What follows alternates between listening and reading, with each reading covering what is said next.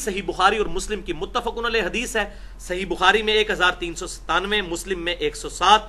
آپ صلی اللہ علیہ وسلم کی خدمت میں ایک دیہاتی شخص، ایک پینڈو عرابی شخص حاضر ہوا اور اس نے کہا یا رسول اللہ صلی اللہ علیہ وسلم، مجھے کوئی ایسا عمل بتائیں کہ میں جنت میں داخل ہو جاؤں.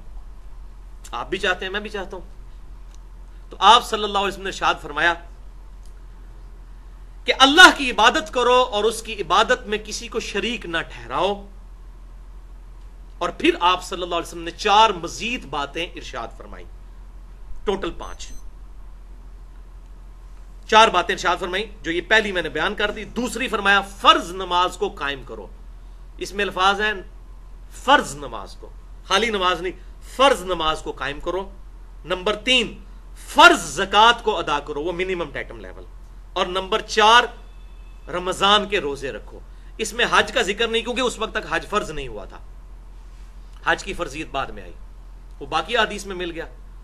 تو آپ صلی اللہ علیہ وسلم کی جب یہ بات سنی تو اس دیہاتی شخص، سیدھا سادہ پینڈو آدمی تھا، اس نے کہا یا رسول اللہ صلی اللہ علیہ وسلم، آپ نے جتنا بتایا نا اس سے زیادہ میں نے کوئی نہیں کرنا، جتنا آپ نے بتا دیا، نہ میں اس سے زیادہ کروں گا نہ اس سے کم. اور یہ بات کہہ کے وہ وہاں سے چلا گیا. آپ صلی اللہ علیہ وسلم نے ارشاد فرمایا اگر کسی شخص نے کسی جنتی کو دیکھنا ہو تو اس شخص کو دیکھ لو. اچھا، اس حدیث کی وجہ سے ایک بہت بڑا ٹروتھ ریویلڈ ہوا ہے جو علماء کہنے سے ڈرتے ہیں، لیکن میں ڈرتا نہیں ہوں اللہ کے سوا کسی سے. میں حق بات آپ کو بتاؤں گا چاہے کسی کو بری لگے، کہ اس میں آپ صلی اللہ علیہ وسلم نے منیمم ڈیٹم لیول صرف فرض نماز کو قرار دیا ہے، سنتیں اور نوافل اس میں شامل نہیں ہے. اور فرض زکوٰۃ اگر کچھ زیادہ دیتا ہے تو دے. لہذا اس حدیث کے تحت الحمدللہ بالکل یہ واضح ہو گیا، ٹروتھ ریویلڈ ہو گیا کہ نماز جو آپ پہ فرض ہے وہ صرف 17 رکھتے ہیں، جس پہ اہل سنت اور اہل تشیع پوری دنیا کے مسلمانوں کا اجماع ہے. 2 فجر کی رکھتے ہیں، 4 ظہر، 4 عصر، 3 مغرب، 4 عشاء، یہ 17 رکھتے ہیں، دن رات میں بنتی ہیں. بس یہی منیمم نماز ہے جو اللہ تعالیٰ کو ریکوائرڈ ہے ایک مومن سے. اور آپ نے حدیث سنی، اس نے کہا میں اس سے زیادہ نہیں پڑھوں گا، تو پھر بھی حضور نے کہا جنت میں چلے جاؤ گے، جنت میں جانے سے کوئی نہیں روک سکتا. اور منیمم فرض زکوٰۃ وہی 2.5%، اگر وہ کرنسی پہ ہو یا سونے کے اوپر یا چاندی کے اوپر. باقی اونٹ، گائے اور بکریوں کے لیے علیحدہ سے نصاب ہے. انشاءاللہ میں اگلی دفعہ ڈیٹیل سے، بڑا انٹرسٹنگ لیکچر ہے وہ، 17 علمی پوائنٹس میں نے اسی 17 کی نسبت سے وہ تیار کیے ہیں، چونکہ دن رات میں 17 رکھتے ہیں فرض، تو وہ 17 علمی پوائنٹس انشاءاللہ میں اگلی دفعہ ڈسکس کروں گا. تو اس سے یہ بات پتہ چلی کہ بعض لوگ بےچارے بڑے مصروف ہوتے ہیں، ان کے لیے نماز پڑھنا بڑا مشکل ہوتا ہے، اور مولوی اس کو عشاء کی وہ 17 رکھتے ہیں بتا رہا ہوتا ہے اور وہ زور کی 12 رکھتے ہیں بتا رہا ہوتا ہے، تو وہ سن کے ہی بھاگ جاتا ہے.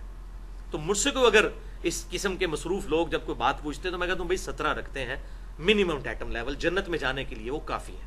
2 فجر، 4 ظہر، 4 عصر، 3 مغرب اور 4 عشاء. لیکن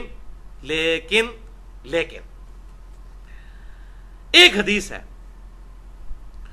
جو سنن نبی داؤد میں اور مسند امام احمد میں صحیح سند کے ساتھ موجود ہے، اور مشکات المصابی میں بھی انٹرنیشنل نمبرنگ کے مطابق 1330 اور 1331 نمبر ہے، کہ آپ صلی اللہ علیہ وسلم نے ارشاد فرمایا قیامت والے دن سب سے پہلا سوال نماز کے بارے میں ہوگا.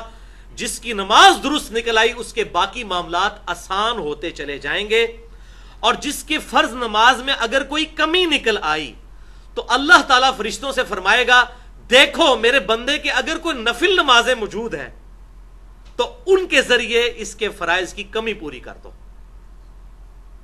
تو نفل پڑھے ہوں گے، سنت موقدہ پڑھی ہوں گی تو کمی پوری ہوگی نا، اور پھر اللہ تبارک و تعالیٰ اس کے ساتھ عافیت کا معاملہ فرمائے گا. اور پھر آپ صلی اللہ علیہ وسلم نے فرمایا نماز کے بعد اگلا پھر سوال زکوٰۃ کے بارے میں ہوگا. اندازہ کریں یہ کتنی امپورٹنٹ چیز ہے. اچھا، بخاری اور مسلم کی ایک اور حدیث ہے کہ قیامت والے دن سب سے پہلے قتل کے مقدمے کا فیصلہ ہوگا. تو اس میں تطبیق اور آپٹیمل سولوشن یہ ہے کہ حقوق العباد میں سب سے پہلے قتل کے مقدمے کا فیصلہ ہوگا، اور حقوق اللہ میں سب سے پہلے نماز اور زکوٰۃ کا فیصلہ ہوگا. تو اس حدیث کے تحت پتا چلا کہ نفلی نماز بھی پڑھنی چاہیے، تاکہ اگر ہمارے فرائض میں کہیں کمی ہے تو کون شخص یہ دعویٰ کر سکتا ہے کہ میں بڑے پرفیکٹ فرض پڑھتا ہوں. جتنی بھی ہم کوشش کریں تو کمزوری تو رہ جاتی ہے، بعض اوقات جماعت رہ جاتی ہے، بعض اوقات نماز میں دھیان بڑھ جاتا ہے، تو اس کی کمپنسیشن ہوگی نفلی نمازوں سے. اور وہ بخاری اور مسلم کی متفق علیہ حدیث ہے کہ آپ صلی اللہ علیہ وسلم نے فرمایا جو شخص فرض کے علاوہ 12 رکعتیں پڑھ لے گا اللہ تعالیٰ اسے جنت میں محل عطا فرمائے گا. اور بخاری اور مسلم کی متفق علیہ حدیث ہے کہ آپ صلی اللہ علیہ وسلم یہ 12 رکعتیں کبھی نہیں چھوڑتے تھے.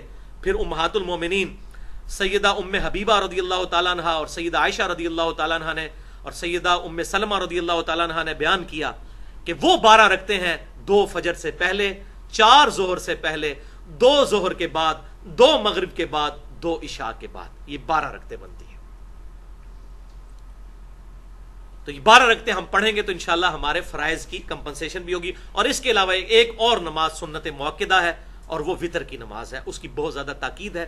ایون وہ جو وتر کی نماز ہے اور سنت موقدہ فجر کی، یہ آپ صلی اللہ علیہ وسلم نے کبھی سفر میں بھی نہیں چھوڑی. فجر کی 2 سنتیں اور عشاء کے وتر، وہ آپ 5 بھی پڑھ سکتے ہیں، 3 بھی پڑھ سکتے ہیں اور 1 بھی پڑھ سکتے ہیں، بلکہ 13 تک پڑھنا آپ صلی اللہ علیہ وسلم سے ثابت ہے. وہ انشاءاللہ کبھی موقع ملا تو میں وتر کے حوالے سے بھی گفتگو کروں گا.